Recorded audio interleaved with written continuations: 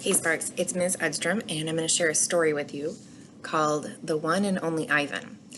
Now, I haven't read this book yet, but I've heard it's about a gorilla who can paint, which as an art teacher, I'm really excited about. Okay, so about this book, this is what it says it's about.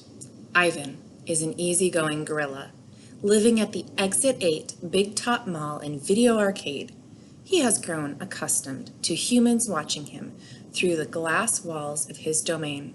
He rarely misses his life in the jungle.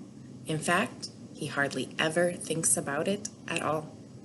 Instead, Ivan thinks about TV shows he's seen and about his friends Stella, an elderly elephant, and Bob, a stray dog. But mostly Ivan thinks about art and how to capture the taste of a mango or the sound of leaves with color and a well-placed line. Then he meets Ruby, a baby elephant taken from her family, and she makes Ivan see their home and his art through new eyes.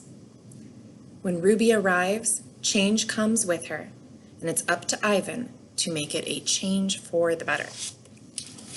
Okay, so I'm going to read you the first chapter here.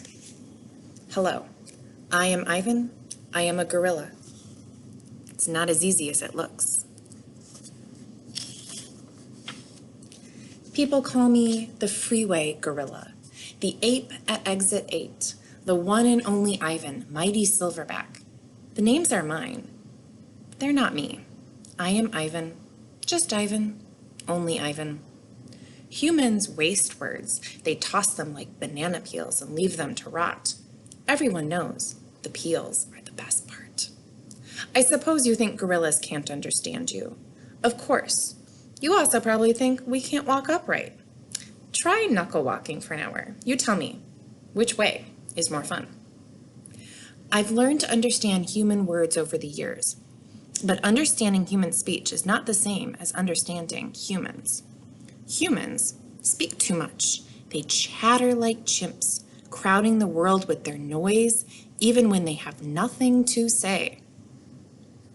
It took me some time to recognize all those human words, to weave words into things, but I was patient. Patient is a useful way to be when you're an ape. Gorillas are as patient as stones. Humans, not so much. I used to be a wild gorilla, and I still look the part. I have a gorilla's shy gaze, a gorilla's sly smile. I wear a snowy saddle of fur, the uniform of a silverback. When the sun warms my back, I cast a gorilla's majestic shadow. In my size, humans see a test of themselves. They hear fighting words on the wind, when all I'm thinking is how the late day sun reminds me of a ripe nectarine. I'm mightier than any human, 400 pounds of pure power. My body looks ready, made for battle. My arms outstretched span taller than the tallest human. My family tree spreads wide as well.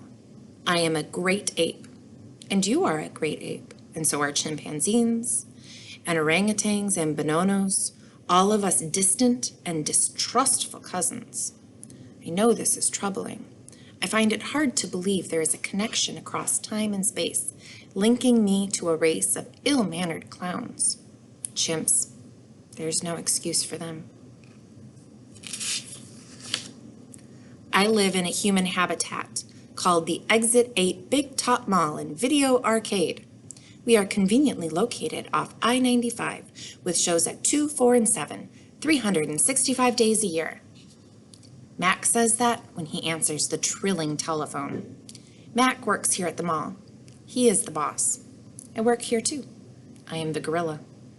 At the Big Top Mall, a creaky music carousel spins all day, and monkeys and parrot live among the merchants. In the middle of the mall is a ring with benches where humans can sit on their rumps while they eat soft pretzels. The floor is covered with sawdust made of dead trees. My domain is at one end of the ring. I live here because I am too much gorilla and not enough human. Stella's domain is next to mine. Stella is an elephant. She and Bob, who is a dog, are my dearest friends. At present, I do not have any gorilla friends. My domain is made of thick glass and rusty metal and rough cement. Stella's domain is made of metal bars. The sun bear's domain is wood, and the parrot's is wire mesh. 3 of my walls are glass. 1 of them is cracked, and a small piece, about the size of my hand, is missing from its bottom corner. I made the hole with a baseball bat Matt gave me for my 6th birthday. After that, he took the bat away, but he let me keep the baseball that came with it. A jungle scene is painted on one of my domain walls. It has a waterfall without water, and flowers without scent, and trees without roots. I didn't paint it, but I enjoy the way the shapes flow across my wall, even if it isn't much of a jungle. I am lucky my domain has 3 windowed walls. I can see the whole mall and a bit of the world beyond. The frantic pinball machines, the pink billows of cotton candy, the vast and treeless parking lot. Beyond the freeway is beyond the lot is a freeway where cars stampede without end. A giant sign at its edge beckons them to stop and rest like gazelles at a watering hole. The sign is faded, the colors bleeding, but I know what it says. Mac read its words aloud one day. Come to the Exit 8, Big Top Mall and Video Arcade, home of the one and only Ivan Mighty Silverback. Sadly, I cannot read, although I wish I could. Reading stories would make a fine way to fill my empty hours. Once, however, I was able to enjoy a book left on my domain by one of my keepers. It tasted like termite. The freeway billboard has a drawing of Mac in his clown clothes, and Stella on her hind legs, and an angry animal with fierce eyes and unkempt hair. That animal is supposed to be me, but the artist made a mistake. I am never angry.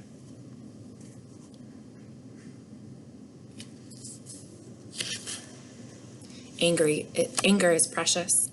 A silverback uses anger to maintain order and warn his troop of danger. When my father beat his chest, it was to say, beware, listen, I am in charge. I am angry to protect you because it's what I was born to do. Here in my domain, there is no one to protect. Now, I also see that this is based on a true story of a real gorilla named Ivan, who now lives at Zoo Atlanta, but spent almost 3 decades without seeing anyone else of his kind. So, pick up the one and only Ivan and find out what happens.